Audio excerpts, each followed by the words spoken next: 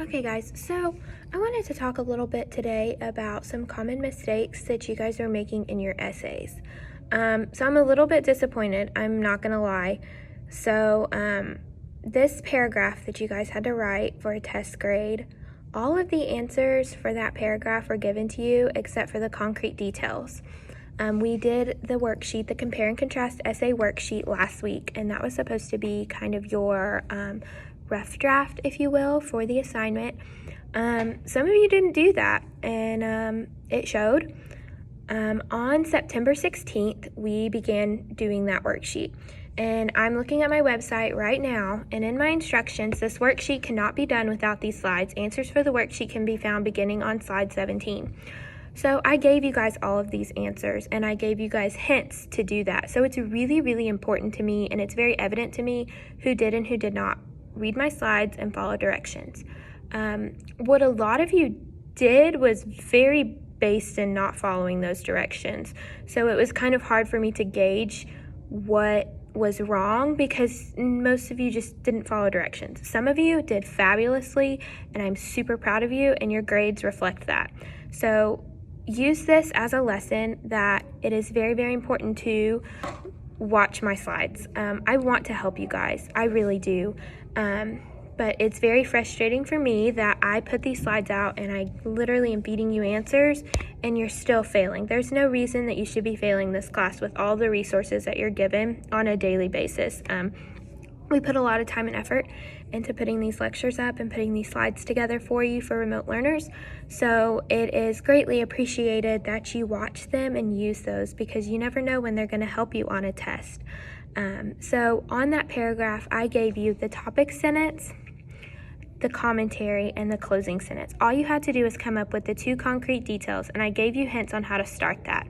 I'm going to read one of the only 100 I had in all of my classes, remote or in person. I'm going to read you guys that paragraph, okay?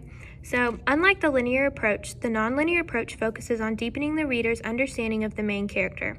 And here comes the concrete detail.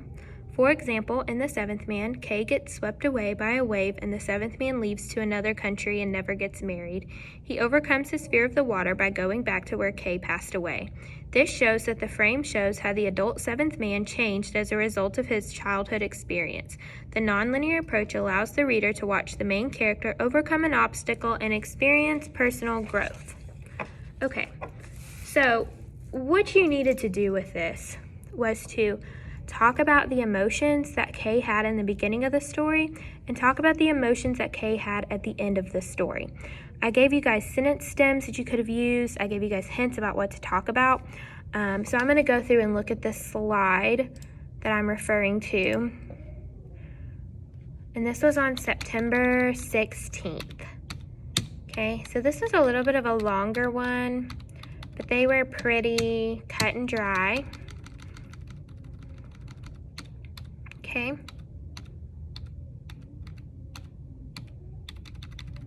So I gave you the first body paragraph, all of the answers, to give you kind of an example of what it should look like.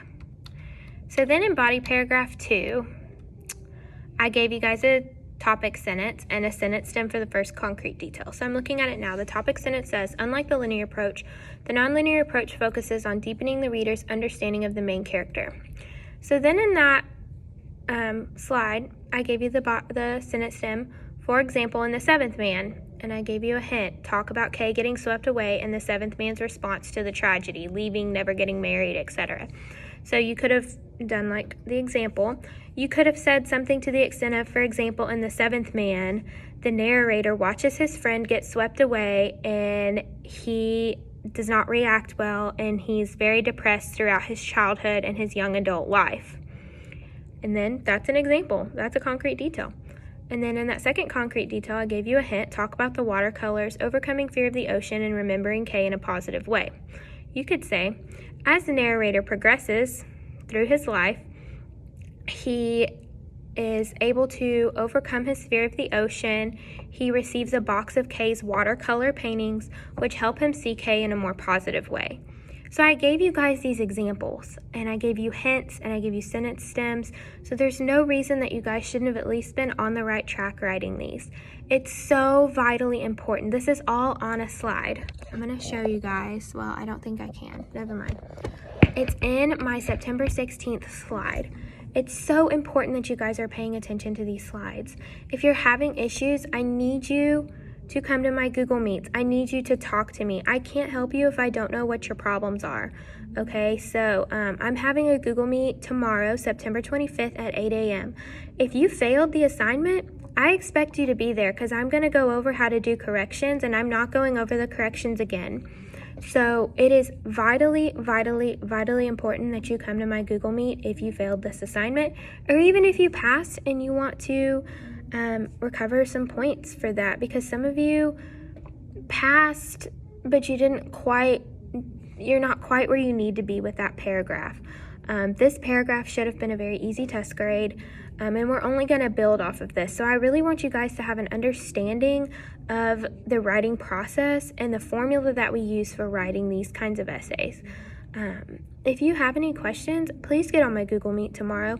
I have put the link in Google Classroom in my announcement for today, so make sure that you're checking that out. And again, what a lot of you did is rooted in not following directions, and that's why a lot of you failed. I gave you guys sentence stems, everything you needed to succeed.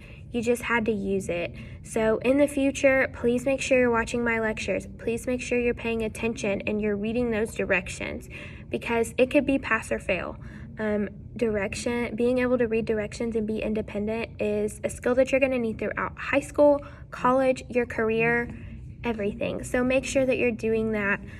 For those of you who did very well, thank you so much. I'm really proud of you guys for taking that initiative and doing exactly what I asked you to do. So if you have any questions, please let me know, and I hope to see you all in my Google Meet tomorrow.